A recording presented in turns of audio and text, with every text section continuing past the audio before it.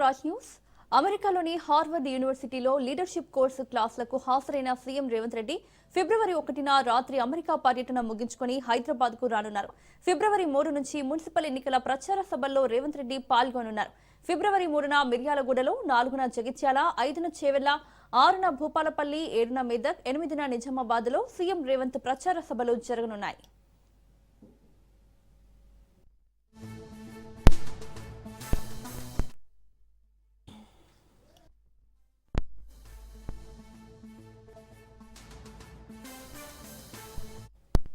అమెరికాలోని హార్వర్డ్ యూనివర్సిటీలో leadership course క్లాసులకు హాజరైన సీఎం రేవంత్ రెడ్డి ఫిబ్రవరి 1న రాత్రి అమెరికా పర్యటన ముగించుకుని హైదరాబాద్కు రానున్నారు.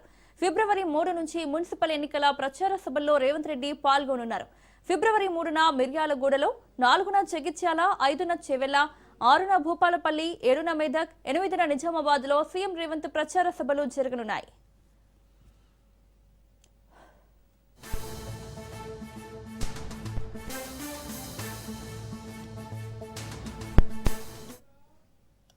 గ్యాంగ్స్టర్ నయీం కేసు మళ్లీ తెరపైకి వచ్చింది. గ్యాంగ్స్టర్ నయీం కేసులో ఈడీ ఛార్జ్ షీట్ దాఖలు చేసింది. 10 మందిపై ఈడీ అభియోగాలు నమోదు చేసింది. నయీంకు చెందిన 91 ఆస్తులను గుర్తించి ఈడీ ఫ్రీజ్ చేసింది. పలు ఆస్తులను నయీం బలవంతంగా రిజిస్ట్రేషన్ చేయించుకున్నట్లు గుర్తించారు. నయీంతో పాటు కుటుంబ సభ్యుల పేర్లపైన ఆస్తులు గుర్తించారు.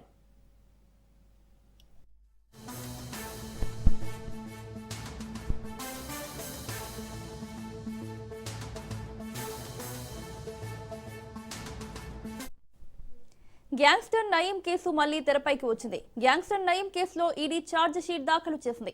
10 మందిపై ఈడీ అభియోగాలు నమోదు చేసింది. నయీంకు చెందిన 91 ఆస్తులను గుర్తించి ఈడీ ఫ్రీజ్ చేసింది.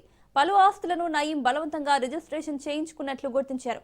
నయీంతో పాటు కుటుంబ సభ్యుల పేర్లపైన ఆస్తులు గుర్తించారు.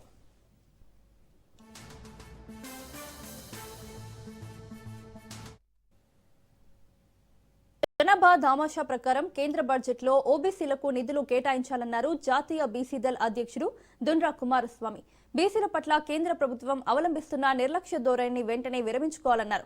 బీసీ రిజర్వేషన్ల సాధన సమన్వయ జేఏసీ ఆధ్వర్యంలో ప్రొఫెసర్ భాగయ్య అధ్యక్షతన కేంద్ర బడ్జెట్లో ఓబీసీలకు తగిన నిధుల కేటాయింపులపై ప్రత్యేక సమావేశం నిర్వహించారు.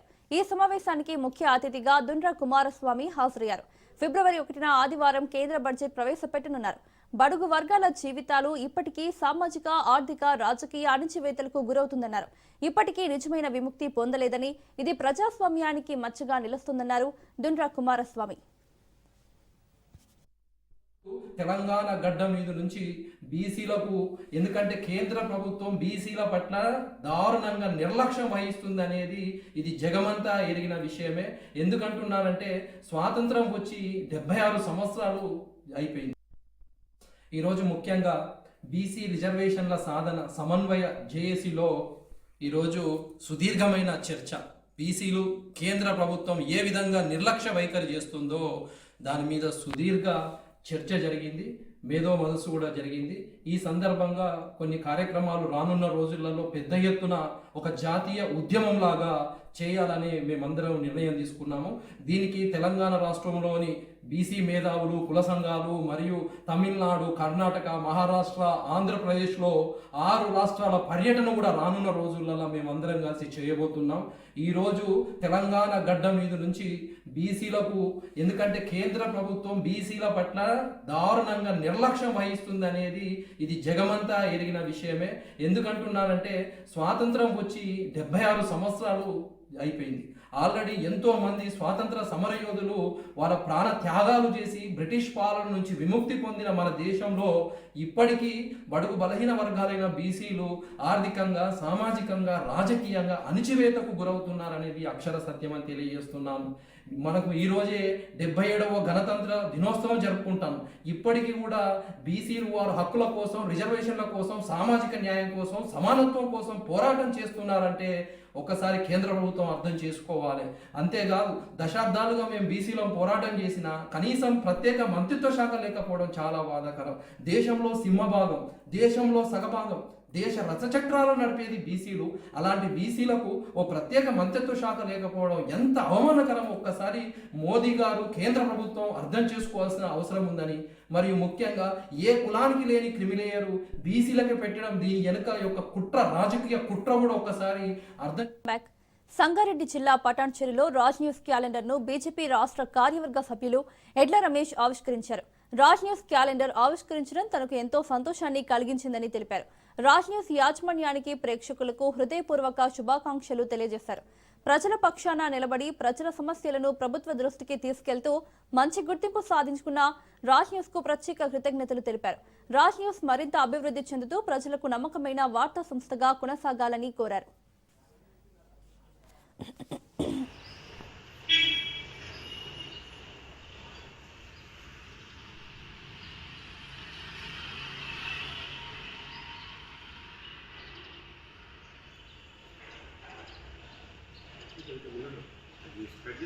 రాజ్ న్యూస్ యాజమాన్యానికి, అదేవిధంగా రాజ్ న్యూస్ ప్రేక్షకులకి నూతన సంవత్సర శుభాకాంక్షలు తెలియజేసుకుంటూ ఈరోజు క్యాలెండర్ ఆవిష్కరణ జరగడం సంతోషం, శుభ పరిణామం అని చెప్పేసి తెలియజేసుకుంటూ, ప్రజల్లో ఒక విస్తృతంగా గుర్తింపు పొందినటువంటి రాజ్ న్యూస్ ఛానల్ వివిధ రాష్ట్రాలలో గుర్తింపు పొంది, అదేవిధంగా మన రాష్ట్రంలో కూడా ప్రజల పక్షాన నిలబడుతూ ప్రజల సమస్యలను ఎప్పటికప్పుడు ప్రభుత్వ దృష్టికి తీసుకెళ్లడంలో ప్రముఖ పాత్ర వహిస్తున్న విషయాన్ని సందర్భంగా గుర్తు చేస్తూ, వారు ముందు ఇంకా మరింతగా విస్తరించాలని చెప్పేసి మనస్ఫూర్తిగా కోరుకుంటూ, అదేవిధంగా జాతీయ అధ్యక్షునిగా నియమితులైనటువంటి పెద్దలు గౌరవనీయులు శ్రీ నితిన్ నబీన్ గారికి కూడా శుభాకాంక్షలు తెలియజేసుకుంటూ, భారతీయ జనతా పార్టీ జైత్రయాత్రగా కొనసాగుతున్నటువంటి ఈ సందర్భంలో వారి అధ్యక్షతన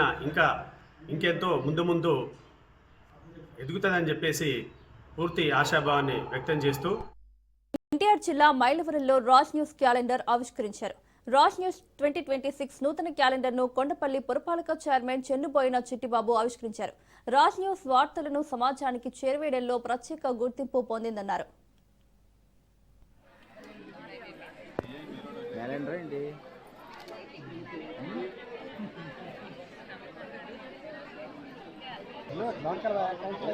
కౌన్సిలర్ పట్టుకోవాలంటే నేను చెప్తా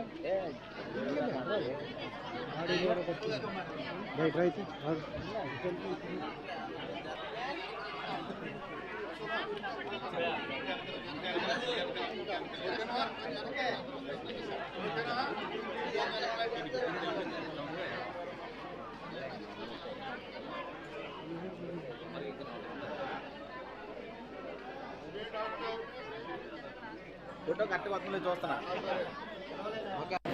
రాజ్ న్యూస్ ఇవాళ క్యాలెండర్ ఆవిష్కరణ మా మున్సిపల్ ఆఫీసులో మా అందరి సమక్షంలో జరిగింది. నిజాయితీగా, నిబద్ధతతో, నికార్సుగా రాసే వార్తలు ఉన్న వార్తాపత్రికల్లో రాజ్ న్యూస్ ఒకటి. కాబట్టి ఇంకా మంచి కార్యక్రమాలని, ఇంకా మంచి ప్రజల్లో మంచి మన్నలు పొందాలని మనస్ఫూర్తిగా కోరుకుంటున్నాను. ఖైరతాబాద్ ఎమ్మెల్యే దానం నాగేందర్ కు శాసనసభ స్పీకర్ గడ్డం ప్రసాద్ కుమార్ తాజాగా నోటీసులు జారీ చేశారు. దానంపై అనర్హత పిటిషన్ వేసిన బీఆర్ఎస్ ఎమ్మెల్యే పాడి కౌశిక్ రెడ్డికి సైతం స్పీకర్ నోటీసులు ఇచ్చారు. వీరిద్దరూ ఈ నెల 30న విచారణకు హాజరు కావాలని వేరువేరుగా ఇచ్చిన నోటీసుల్లో తెలిపారు.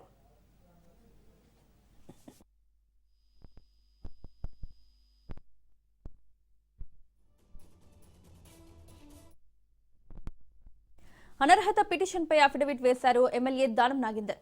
పిటిషన్ను కొట్టివేయాలని స్పీకర్కు విజ్ఞప్తి చేశారు. తాను బీఆర్ఎస్ కు రాజీనామా చేయలేదని, తనను బీఆర్ఎస్ నుంచి సస్పెండ్ చేసినట్టు సమాచారం కూడా లేదన్నారు. 2024 మార్చిలో కాంగ్రెస్ సమావేశానికి వెళ్లానన్నారు దానం నాగేందర్. కాంగ్రెస్ సమావేశానికి వ్యక్తిగత హోదాలో వెళ్లానని తాను పార్టీ బీఆర్ఎస్ భావిస్తోంది అన్నారు.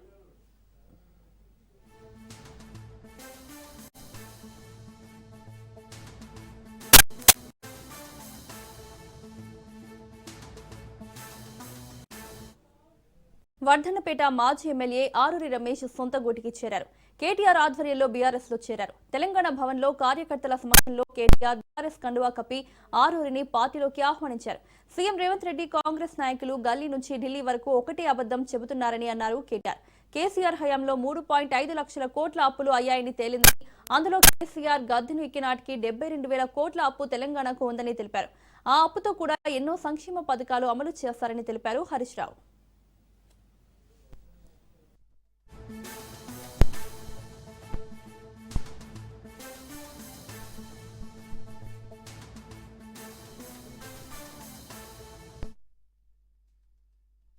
పెళ్ళై అత్తగారింటికి పోయిన ఆడబిడ్డ చాలా రోజుల తర్వాత తల్లిగారింటికి వస్తే ఎంత ఆనందం ఉంటుందో మీ అందరిలో అంత ఆనందం కనబడతా ఉంది. అంటే గుండె బరువెక్కిన గుండె ఒక్కసారి తేలికైతే చూడు, అమ్మయ్య మా ఇంటికి మేము వచ్చినాం అనే ఒక సంతోషం మీ అందరిలో కనబడతా ఉంది. నాకు తెలిసి ఇంకా ఏడాది పోతే కాంగ్రెస్ వాళ్ళు లైన్లు కడతారు, కానీ ఎవరిని తీసుకునేది ఉండదు. ఈ కాంగ్రెస్ దొంగల్ని తీసుకునేది ఉండదు. ఎందుకంటే మనం ఇలా అసలైన ఉద్యమకారులు, కార్యకర్తలు, మీలాంటి నాయకులు ఇవాళ కేసీఆర్ నాయకత్వంలో మనందరం కూడా కలిసి పనిచేద్దాం. పెద్దలు, ఈ కార్యక్రమంలో ఈరోజు పెళ్లి కొడుకు మా అన్న, మీ అందరి అభిమాన నాయకుడు, గౌరవనీయులు వర్ధన్నపేట మాజీ శాసనసభ్యుడు, తిరిగి సొంత గుటికి చేరిన ఆరూరి రమేష్ గారికి హృదయపూర్వకంగా స్వాగతం చెబుతూ, ప్రభుత్వాన్ని నడుపుతున్న కాంగ్రెస్ పార్టీకి తీరిక లేదు, దేశాన్ని నడుపుతున్న బీజేపీకి సోయి లేదు. అందుకే రమేష్ అన్న, నేను పొద్దున తప్పిపోయిన పిల్లగాడు సాయంత్రం ఇంటికి వస్తే ఎట్లుంటుందో ఒక గట్లున్నది నాకు ఇంటికి వస్తే అని చెప్పిండు.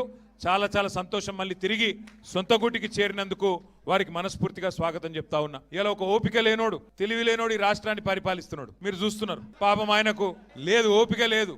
మీరు చూస్తున్నారు, ముఖం బాగాలేక వెనకటి కూడా అద్దంబల కొట్టిండట. గట్లున్నది రేవంత్ రెడ్డి కథ. నడపశాత అయితే లేదు. అప్పుడేమో అడ్డమైన అబద్ధాలు చెప్పిండు, గద్దెనకి నడపశాతం అయితే లేదు.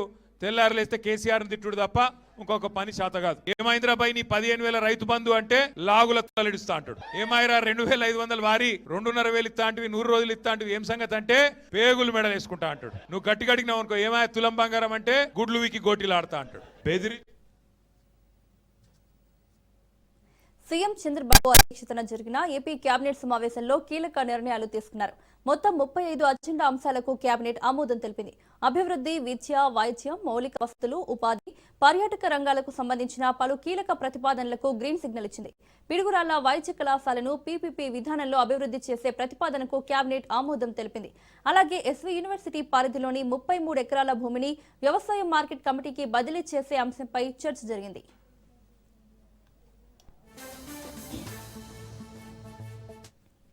అమరావతి పరిధిలో వీధిపోటు భూములు కోల్పోయిన రైతులకు ప్రత్యామ్నాయ ప్లాట్లు కేటాయించే ప్రతిపాదనకు ఆమోదం తెలిపింది. టీటీడీ పరిధిలో పలు పోస్టుల అప్గ్రేడ్కు మంత్రివర్గం గ్రీన్ సిగ్నల్ ఇచ్చింది. పలు సంస్థలకు భూ కేటాయింపులపై కేబినెట్ ఆమోదం తెలిపింది. అల్లూరు జిల్లా నందకోటలో పర్యాటక శాఖ ఆధ్వర్యంలో 5 స్టార్ రిసార్ట్ ఏర్పాటు, అలాగే కన్వెన్షన్ సెంటర్, థీమ్ పార్క్ నిర్మాణానికి భూ కేటాయింపులు చేయాలని నిర్ణయించింది. ఇదే సమావేశంలో పలు జలవనరుల ప్రాజెక్టులకు ఆర్థిక అనుమతులు, ఇంధన శాఖకు సంబంధించిన పలు పరిపాలనా అనుమతులకు కూడా రాష్ట్ర మంత్రివర్గం ఆమోదం తెలిపింది. పెట్టుకొని ఏ విధంగా అభివృద్ధి చేయొచ్చో కొంచెం స్టడీ చేసి అభివృద్ధి చేయమని చెప్పేసి చెప్పడం జరిగింది. షాపింగ్ కాంప్లెక్స్ లాగా ఆదాయం రావాలి, ప్రజలకి మేలు జరగాలి, అన్ని రకాల వ్యాపారాలు అక్కడ జరిగే విధంగా ప్రత్యేకంగా అగ్రికల్చర్ బేస్డ్ అంటే షాపింగ్ కాంప్లెక్స్, అదేవిధంగా రైతులకి ట్రైనింగ్ సెంటర్స్, సో ఆ విధంగా చేయమని చెప్పేసి కూడా సూచించడం జరిగిందని చెప్పేసి మనం చేస్తాను. పిడుగురాళ్ల ప్రభుత్వ వైద్య కళాశాల మరియు ఆసుపత్రిలో అదనంగా బెడ్లు కొత్తగా 837 పోస్టుల శాంక్షన్ గురించి విడుదల చేసిన జీవోలకు కేబినెట్ అనుమతి. ఈ కాలేజీ మనందరికీ తెలిసిందే, 100 MBBS సీట్లు కలిగిన కాలేజీ. MNC అంటే medical national NMC national medical commission norms ప్రకారం 420 పడకల బోధనాసుపత్రి ఉండాలి. అదేవిధంగా కావాల్సిన పోస్టులు ఏదంటూ ఉన్నాయో వాటన్నిటిని దృష్టిలో పెట్టుకుని ఈ జీవోలు ఇవ్వడం జరిగింది. అంటే బెడ్స్ 330 నుంచి 420కి, అదేవిధంగా 837 పోస్టులని మరి ఈ జీవో ద్వారా ఏదైతే శాంక్షన్ చేశారో వాటిని రాటిఫై చేయడం జరిగిందని చెప్పేసి మనం చేస్తాం. గార్డెన్ సిటీ రియాలిటీ ప్రైవేట్ లిమిటెడ్కి ఈ భూమి కేటాయించడం జరిగింది. దాదాపు 18 ఎకరాలు అనుకుంటాను తిరుపతిలో. ఈ చంద్రబాబు అధికారులకు వచ్చి దాదాపు 2 ఏళ్లు అవుతున్నా ఇప్పటిదాకా ప్రజలకు ఒక్క మంచైనా జరిగిందా అని ప్రశ్నించారు మాజీ సీఎం జగన్. మొన్న సంక్రాంతి రోజు చూస్తే ప్రభుత్వమా జంగిల్ రాన్నట్లు అనిపించిందన్నారు. చంద్రబాబు ఆయనకు మద్దతిస్తున్న ఎమ్మెల్యేలు ఏ స్థాయికి వెళ్లారో తెలియడం లేదని, రైల్వే కోడూరు ఎమ్మెల్యే ఒక ప్రభుత్వ ఉద్యోగి అయిన మహిళ బెదిరించి భయపెట్టారని ఆమదాల వలస ఎమ్మెల్యే కూన రవికుమార్ వేధింపులు భరించలేక ఆత్మహత్య యత్నం చేసుకుందన్నారు. సత్యవేడు ఎమ్మెల్యే ఆదిమూలం మహిళను బలాత్కారం చేసి చివరకు అధికార దుర్వినియోగం కేసును క్లోజ్ చేయించుకున్నారని అన్నారు. మంత్రి సంధ్యారాణి పిఏపై ఒక ప్రభుత్వ ఉద్యోగి అయిన మహిళ ఫిర్యాదు చేస్తే అరెస్టు చేయాల్సింది పోయి బాధిత మహిళను జైలుకు పంపారని, మరో మంత్రి వాసంశెట్టి సుభాష్ రికార్డింగ్ డాన్స్లు వేశారన్నారు. ప్రిన్సిపల్ గవర్నమెంట్ స్కూల్ ప్రిన్సిపల్ ఆత్మహత్యా యత్నం చేసుకుంటే ఇప్పటి వరకు చర్యలు లేవు. సత్యవీడు ఎమ్మెల్యే కోనేటి ఆదిమూలం ఒక మహిళను బలాత్కారం చేసిన చివరికి ఆ అధికారిని ఉపయోగించి ఆ కేసునే క్లోజ్ చేయించుకుంటారు. ఎంత దారుణంగా జరుగుతుందనంటే, ఇంకొకడు మంత్రి సంధ్యారాణి పిఏ తనను లైంగికంగా వేధిస్తున్నాడని మరొక ప్రభుత్వ ఉద్యోగి అయిన మహిళ ఫిర్యాదు చేస్తే అతన్ని వదిలేసి ఫిర్యాదు చేసిన ఆయమను జైల్లో పెడతారు. ఆయమ మీద కేసు. ఇంకోడు గుంటూరు ఈస్ట్ ఎమ్మెల్యే నజీర్, ఇంకోడు ఈ మనిషి అశ్లీల వీడియోలు కూడా ఆయనతో మాట్లాడుతున్నాడు, ఈడు అశ్లీల వీడియోలు చూస్తూ ఉన్నాడు, ఈడు అశ్లీలంగా చేస్తూ. అసలు వీళ్ళు ఎవడు అసలు ఏ ప్రపంచంలో ఉన్న. ఇంకోటి మంత్రి సుభాష్, ఏకంగా అశ్లీల డ్యాన్సులు చేస్తూ ఏకంగా చిందులేస్తానంటారు. అశ్లీల డ్యాన్సులు చేస్తూ ఏకంగా స్టేజ్ ఎక్కి చిందులేస్తాడు మంత్రి.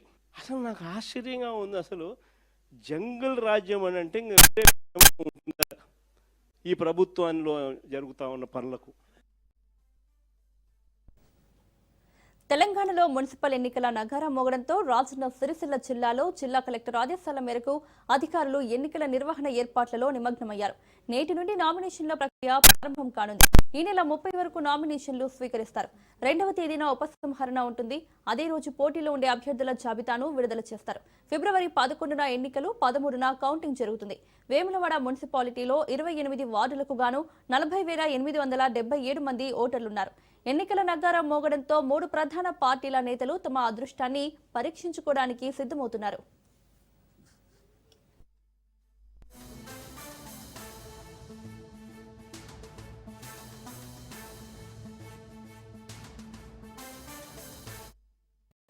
హైదరాబాద్ మొయినాబాద్ లో ప్రమాదం సంభవించింది. మృగవాణి పార్క్ వద్ద ప్రైవేట్ స్కూల్ బస్ బోల్తా పడింది. ఈ ప్రమాదంలో పలువురు విద్యార్థులకు స్వల్ప గాయాలయ్యాయి. ముందు ఉన్న వాహనాన్ని తప్పించే ప్రయత్నంలో బస్ ప్రమాదానికి గురైంది. ప్రమాద సమయంలో బస్సులో విద్యార్థులున్నారు. ప్రమాదం కారణంగా పలువురు విద్యార్థులు గాయపడడంతో వారిని స్థానిక ఆసుపత్రికి తరలించారు. ప్రమాదం కారణంగా హైదరాబాద్ బీజాపూర్ రహదారిపై భారీగా ట్రాఫిక్ జామ్ ఏర్పడింది.